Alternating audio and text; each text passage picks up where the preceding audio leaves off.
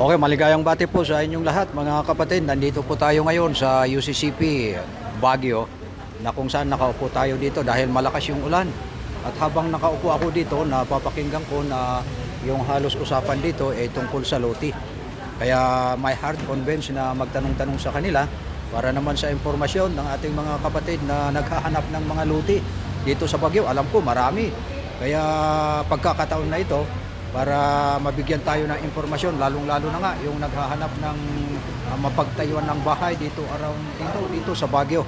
So tanungin natin yung isang kapatid natin dito kung ano naman yung maaring impormasyon na sasabihin niya sa atin para we can approach her para makabili tayo ng lote dito sa lungsod ng Baguio. Magandang hapon po. Yan, ito po yung kapatid natin. Siyempre, yung pangalan muna natin. Yung pangalan ko po is ako si Kim, isang ahente po sa Baguio. Opo. Tapos, unang gagawin namin pag mag-offer kami ng property sa buyer, i-check namin muna yung property if maganda or walang problema, kumbaga malinis. Ayun, at saka namin i-offer sa isang buyer. Kumbaga, ipoprotect din namin yung buyer, both side, protect the buyer and the owner. Ayun lang po. Ilang taon na po kayo na nag-aahinti ng lote dito sa lungsod? Nag-umpisa ako 2005. 2005 ako nag-umpisa kasi kaya nag-umpisa ako ng 2005. Ako bumili ng lupa 2005. Doon na ako pumasok sa ganitong trabaho kasi yung binilhan ko ng lupa, siya ang nag-alok sa akin na papasok ako ng isang ahente. Ayun, yung mga lupa niya doon sa amin, ako ang nag-dispose. Tapos ayun, everywhere na hanggang saan, hanggang Pangasinan, hanggang dyan sa baba, may listing kami kumbaga.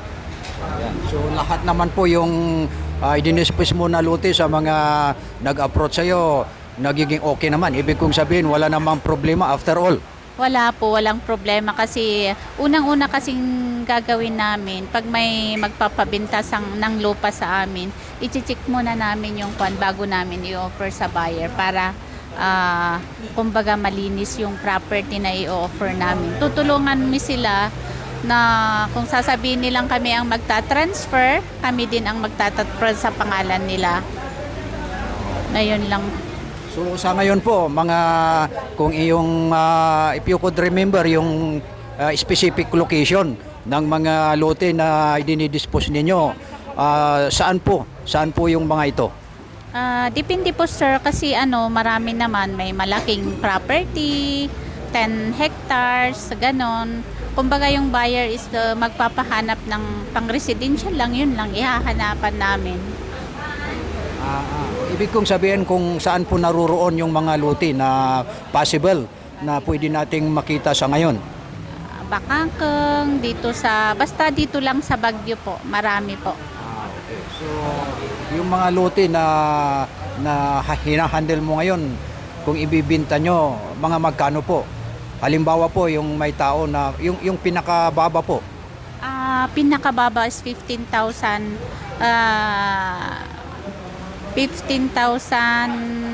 pesos per square meter. Ngayon, mahal na po ang lote sa Baguio eh. Wala nang mura sa Baguio. Mahal talaga. Mas lalo kung malapit lang mas mahal. Diyan sa Bakakeng, dati 5,000. Ngayon na 20-25 per square meter.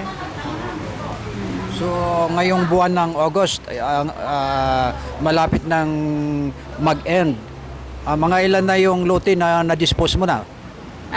Last month lang po, nakaisa ako.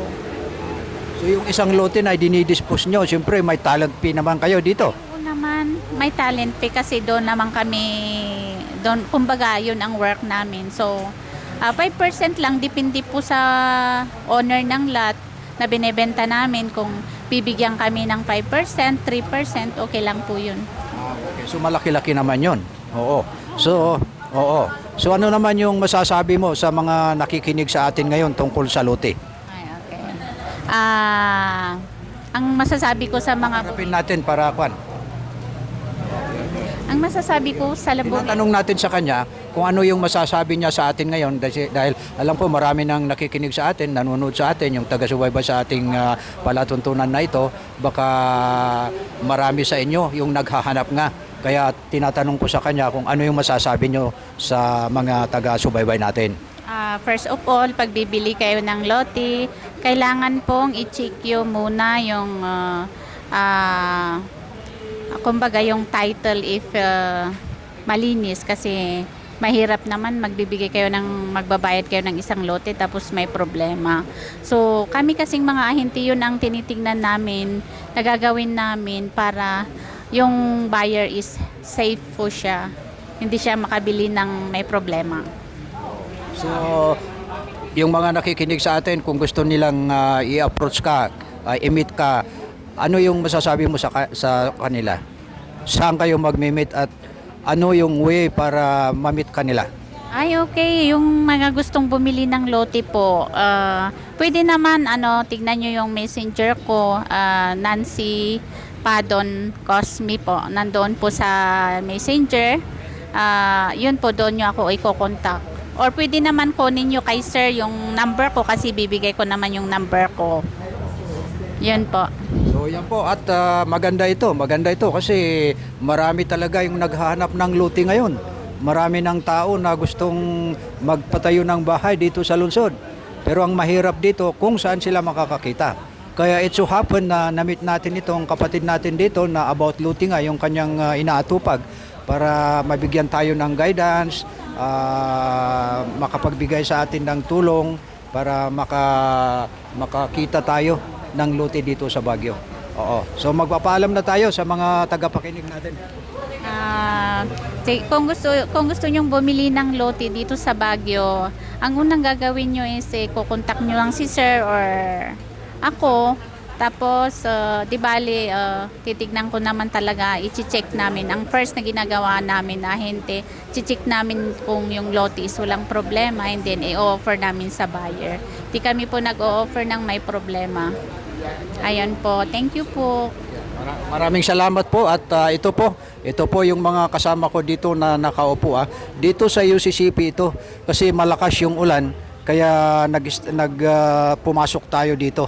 At yung nga napapakinggan ko na yung pinag-usapan dito ay about lote nga. Kaya yun, pinagtanungan natin yung kasama natin dito. So maraming salamat sa inyo mga kapatid. At kung ano nga, sino sa inyo yung naghahanap ng lote, ayun, alam na ninyo kung ano yung dapat ninyong gawin.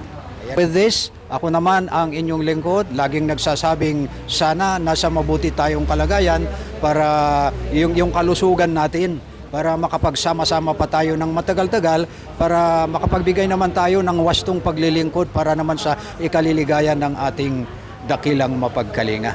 So with that, ako naman po, si Jose Culo, laging nagsasabing, kapwa ko, mahal ko. Babay na po.